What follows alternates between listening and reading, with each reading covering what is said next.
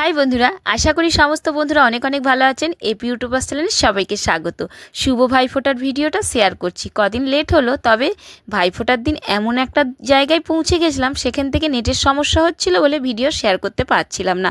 তবে গ্যালারিতে ছিল, আপনাদের সাথে শেয়ার করতে অসুবিধা কোথায় বলুন। এইটা আমার পাতানো ভাই আমার জন্য শাড়ি নিয়ে এসেছে। নিজের ভাইয়ের জন্য ওয়েট করছিলাম যে বাড়িতে আসবে ফোঁটা নিতে, আসতে পারলো না। ভাইয়ের যেহেতু আলুর গোডাউন, আলু নিয়ে এতটাই ব্যস্ত ছিল। তারপরে আমি গেলাম, ভাইকে ফোঁটা দিলাম, রান্নাও করলাম।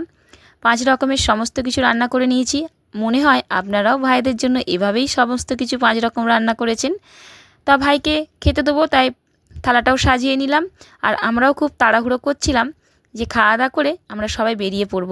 মা যেহেতু মা বাড়িতে ফোঁটা দিতে যাবে, এই সুযোগে মায়ের গেলাম বাপের বাড়ি, মানে আমার মামা বাড়ি। 8 বছর পর গেলাম মামা বাড়ি। টিকেপাড়ায় টিকিট কাটলাম, টিকেপাড়ায় ট্রেন ধরলাম, মেছেদায় নামলাম। এটা মেছেদার ওভারব্রিজ। আমি, আমার 2 ছেলে আর মা গেছিলাম মেদিনীপুর। আর তোমাদের দাদাভাই মানে আমার বড়মশাই গেছিল দেশে, মানে শাশুড়ি মায়ের কাছে। এই সুযোগটাই আমি পেয়ে গেছিলাম, মামা বাড়ি যাওয়ার সুযোগ, নাহলে কখনোই পেতাম না। বড়মশাই বাড়িতে থাকলে এই সুযোগটা হতো না। মেছেদার ওভারব্রিজটা অনেকটাই বড়। এটা পার হয়ে নামার পর মেছেদা বাস স্টপেজে গিয়ে বাস ধরবো। তবে বাস এক বাসই পেয়েছিলাম। আমার মামা বাড়ি চন্দ্রখানা, ঘাটাল পেরিয়ে যেতে হয়। চন্দ্রখানার বাস পেয়ে গেছিলাম, এক বাসে উঠে পড়লাম। দেখুন, এইটা কিন্তু মেছেদার বাস স্টপেজ, খুব বড় বাস স্টপেজ। আমরা যখন পৌঁছালাম সন্ধ্যে 7টা বেজে গেছিলো, অন্ধকার হয়ে গেছিলো। কিন্তু কালী পুজোর উপলক্ষে ভালোই জায়গায় জায়গায় লাইট ছিল, ভালো লাগছিল।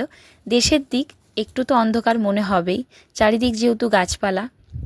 শহরে কিন্তু এটা মনে হয় না। সন্ধ্যের পর বা রাত 12টার পরও এত লাইট থাকে, কিছুই মনে হয় না দিন কি রাত। কিন্তু দেশের দিকে সন্ধে হলে বোঝাই যায় যে কতটা অন্ধকার। মা বাড়িতে পৌঁছেই মা প্রথমে ছোটো মামাকে ফোঁটা দিয়ে দিল। এটা আমার ছোটো মামা। আমার 3টে মামা, মেজো মামা মারা গেছে, তাই বড় মামা আর ছোটো মামাকে ফোঁটা দিল। এটা বড় মামা। সকালে ঘুম থেকে উঠে বাইরের পরিবেশটা একটু দেখলাম, যেন মনে হচ্ছে আমি একটা অন্য জগতে চলে এলাম। এতটাই ভালো লাগে, এই দৃশ্য দেখার জন্যই মামা বাড়ি যেতে ইচ্ছা করে। মামিরা কত কি চাষ করেছে, এটা মেজো মামি চাষ করেছে পালং শাক, মূলো শাক, কি ভালো লাগছে দেখতে। নিজে হাতে চাষ করেছে। আর সত্যি কথা বলতে মাটিটাই এতটা ভালো, মাটিটা ভালো বলেই সব কিছু চাষ কিন্তু এখানে খুব ভালো হয়। আর সারা বছর এভাবে যদি কিছু চাষ করা হয়, খাওয়ার কোনো অভাব হবে না। দেশের দিকে এইটাই সুবিধা, আর শহরে সব কিছুই কিনে খাওয়া, আর তারও মধ্যে ভেজাল।